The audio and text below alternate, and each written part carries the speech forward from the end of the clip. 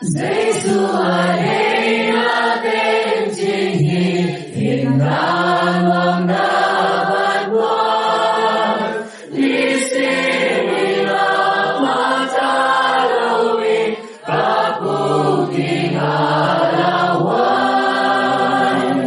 para siyang amakyang kapay, undang banglong kamay atay, para siyang hongwas na tama,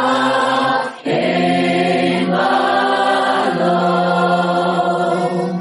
Praise to a day natin singin, lungkang ay tatalong, lupain amas wale, amanong pianonon,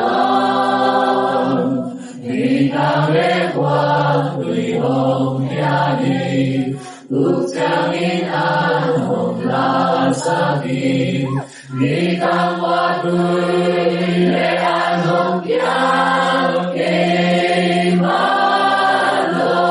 imalong. Jesu aday natin singin, atung hatumani,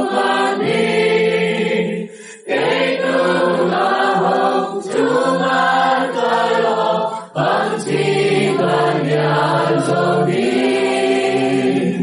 Ahoy rin kakyang iting, sulit anong tingkyang iting, sulit